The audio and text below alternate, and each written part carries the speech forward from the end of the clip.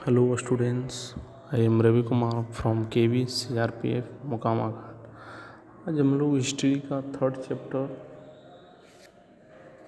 तो दिल्ली सुल्तान से यानी दिल्ली के जो सुल्तान थे उसके बारे में हम लोग जानेंगे, जिसमें से अलाउद्दीन खिलजी और मोहम्मद तुगलक दो ये सुल्तान थे। उसको कंपेयर करके कि किस तरह से दोनों ने एडमिनिस्ट्रेशन को कैसे चलाया और मंगोल जो अटैक होता था उसको किस तरह से उसको झेला। ठीक है, तो सबसे पहले अलाउद्दीन खिलजी के बारे में। तो अलाउद्दीन खिलजी के जो शासन के समय में जब वो शासन कर रहा था, रूल कर रहा था, तब दिल्ली पर 20 अटैक हुए। 2 बार अटैक हुआ मंगोलों के द्वारा अटैक किया जाता था दिल्ली पर। तो 2 बार अटैक हुआ। कब कब? फर्स्ट बार 1299 से 1300 के बीच में और सेकंड बार 1302 से 1303 के बीच में। ठीक है, तो यहाँ पर डिफेंस करने के लिए अलाउद्दीन खिलजी ने अपना एक लार्ज स्टैंडिंग आर्मी बनाया था। बहुत बड़ा आर्मी सेना को खड़ा किया, ठीक है, ताकि उससे सामना किया जा सके मंगोल से। और अब मोहम्मद तुगलक के बारे में जानेंगे। तो मोहम्मद तुगलक के समय में भी मंगोलों का अटैक हुआ था दिल्ली सल्तनत पर। कब?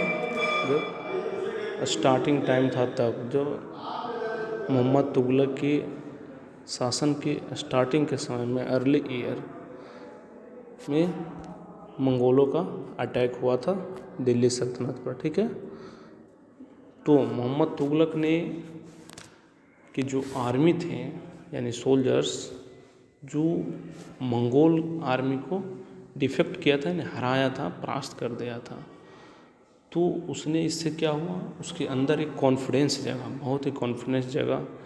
और इसको लेकर उसने जो मंगोल का मेन शहर था ट्रांसऑक्सियाना, उस पर वो अटैक करने के लिए वो लार्ज स्टैंडिंग आर्मी बनाया, बहुत बड़ा सेना बनाया, प्लानिंग किया ताकि मंगोल पर अटैक किया जा सके। ठीक है, उसी तरह सेकंड कंपेयर देखेंगे। अलाउद्दीन खिलजी ने आर्मी के लिए एक न्यू गैरसन टाउन बनाया। उसका नाम क्या था? सीरी है। जो अलाउद्दीन खिलजी ने आर्मी के लिए सीरी नाम के एक नया टाउन बनाया था। उसमें रहने के लिए वहाँ पर सिर्फ आर्मी लोग ही रहेंगे, सोल्जर्स लोग ही रहेंगे। ठीक है, इसी तरह मोहम्मद तुगलक ने भी न्यू गैरसन टाउन, नया गैरसन टाउन उसने नहीं बनाया जिस तरह से अलाउद्दीन खिलजी ने बनाया था। ठीक है, और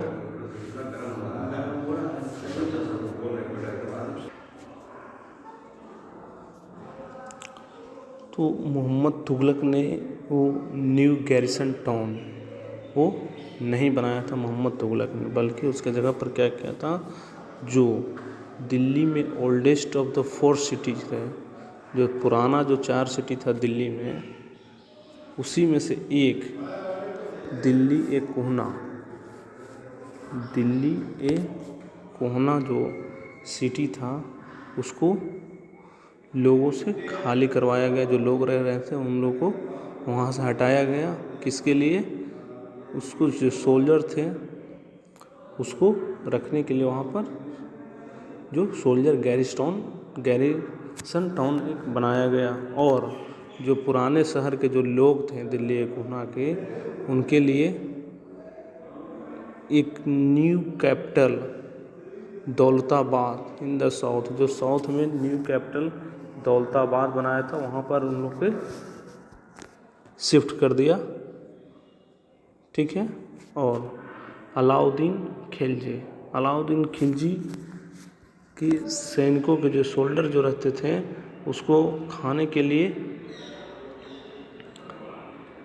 के लिए क्या किया जाता था उसके साथ कि जो गंगा यमुना के जो लैंड है गंगा यमुना के बीच में, उस पर जो खेती करते थे किसान लोग, उनसे टैक्स कलेक्ट किया जाता है। उसी टैक्स से अलाउद्दीन खिलजी के सैनिक लोग का भोजन चलता था।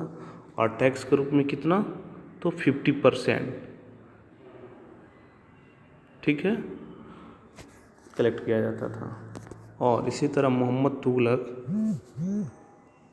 तुगलक ने भी अपनी सेना को, जो आर्मी जो होता है, उसको खिलाने के लिए भी उसने क्या किया था, एडिशनल टैक्स लगाया था, ताकि उसके आर्मी जो बड़ी सैनिक जो बनाया था उसको खाने की पूर्ति हो सके, खिलाया जा सके, उसके लिए एडिशनल टैक्स लगाया। लेकिन इसके शासनकाल में क्या हुआ, एक फैमिन हो गया, एक सूखा आ गया था, ठीक है। और अलाउद्दीन खिलजी अपने जो सोल्डर्स थे, सैनिक थे, उनको कैश के रूप में पेमेंट देता था, पेड करता था उनको। और यहाँ पर जो सैनिक थे वो अपना जो सामान खरीदना रहता था वो बाज़ार से खरीदते थे। और बाज़ार में जो प्राइस होता था उसको भी कंट्रोल कौन करती थी, तो वहाँ के जो गवर्नमेंट था वो करता था, ठीक है।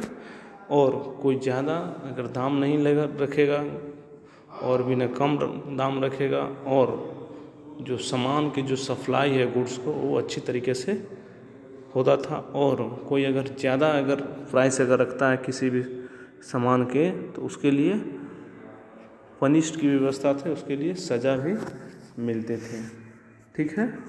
और इसी तरह से कंपेयर किया जाएगा मोहम्मद तुगलक में, तो मोहम्मद तुगलक भी अपने सैनिकों को एक कैश के रूप में सैलरी देता था। और एक चीज़ इसमें क्या था, एक मोहम्मद तुगलक में टोकन करेंसी का यूज किया जाता था, टोकन करेंसी, ठीक है। और यह जो करेंसी थी, जो कॉइन था, वो चीफ मटेरियल के बना हुआ था, बहुत ही सस्ता मटेरियल का ये बना था। पहले क्या था कि किसी भी सामान के बदला में उतना ही मूल्य की कोई चीज़ दिया जाता था, जैसे गोल्ड या सिल्वर, ठीक है। तो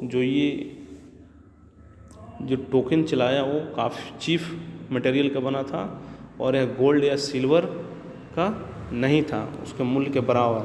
लेकिन मोहम्मद तुगलक ने कहा कि नहीं, इसको मान लिया जाए कि उसी तरह से है, गोल्डे का है, ये कॉइन है, टोकन चलाया जा रहा है। तो जो वहाँ के जो लोग थे वो बहुत ही चालाक थे, इतना बुड़बक भी नहीं थे उन लोग, बहुत ही स्मार्ट थे।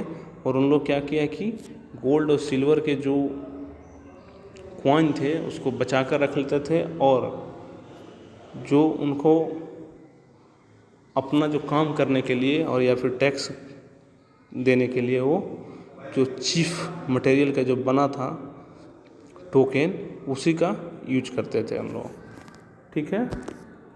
और एक और जानेंगे, अलाउद्दीन खिलजी का जो एडमिनिस्ट्रेटिव मेजर था, प्रशासनिक जो कदम था, वो काफ़ी अच्छा था, सक्सेसफुल रहा था, और उसने जो कीमतों को कंट्रोल किया था। उसी तरह से जो मोहम्मद तुगलक है, उसका एडमिनिस्ट्रेटिव मेजर्स बहुत ही फेलुअर रहा था, वो अच्छे तरीक़ा से नहीं चल पाया था, ठीक है। लेकिन मोहम्मद तुगलक के समय में मोहम्मद तुगलक फेलियर ज़रूर था, लेकिन उसमें क्या था कि वो हिस्ट्री में पहली बार मोहम्मद तुगलक ही ऐसा था जो कि दिल्ली सुल्तान का कोई भी रूलर, उसने बाहरी इलाके पर, यानी कि जो मंगोल आक्रमण था, जो मंगोल अटैक होता था, उस पर किसी ने भी आक्रमण नहीं किया था, या फिर करने के बारे में कोई प्लान नहीं बनाया था। एकमात्र प्लान बनाने वाला इकलौता था तो मोहम्मद तुगलक है, ठीक है। आगे जानेंगे हम द सल्तनत in the 15th and 16th century में, यानी 15वीं 16वीं शताब्दी में सल्तनत की क्या था उसके बारे में हम लोग जानेंगे। ठीक है, तो तुगलक के बाद कौन से आए, तो सैयद और लोदी डायनेस्टी, जो सैयद और लोदी वंश वहाँ पर आया तुगलक वंश के बाद। वो सिर्फ कहाँ पर रूल करते थे, दिल्ली एंड आगरा पर। ठीक है, दिल्ली और आगरा तक ही रूल करते थे। और वो कब 1526 में 1526 तक रूल किया था।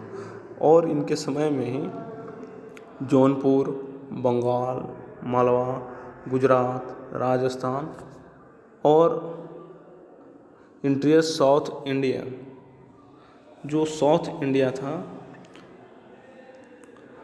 कि जो रूलर थे वहाँ के, वो इंडिपेंडेंस रूलर हो चुके थे और उन्होंने काफ़ी एक प्रोस्पेरस कैपिटल, जो प्रोस्पेरस मैंने कहूँ धनी या अमीर स्टेट स्थापित किया था।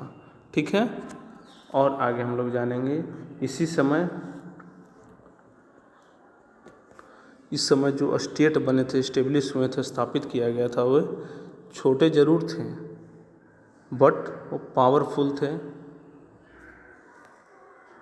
और बहुत ही अच्छी तरीके से वहाँ पर उनका एडमिनिस्ट्रेशन यानी शासन चल रहा था। इस एग्जाम्पल के तौर पर शेर शाह सूरी के बारे में, जो कि इनका शासन 1540 से 1545 तक चला था। ठीक है, और ये अपना जो कैरियर था, स्टार्टिंग जो कैरियर किए थे शेर शाह सूरी, वो एक स्मॉल टेरिटरी के एकमात्र वो मैनेजर थे। वो मैनेजर के रूप में छोटा इलाका से वो स्टार्ट किया था और वहाँ से वो धीरे धीरे कर जो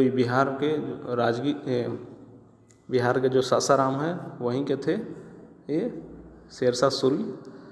और वहाँ से स्टार्ट करते धीरे धीरे वो इतना पावरफुल हुए कि वो बाद में मुग़ल एम्पायर हुमायूं को चैलेंज किया था और बहुत बार उनसे युद्ध भी लड़ा और जीता भी था। और आगे चलकर वो हुमायूं को हराया और वह दिल्ली का पर भी वो कैप्चर कर लिया। ठीक है, और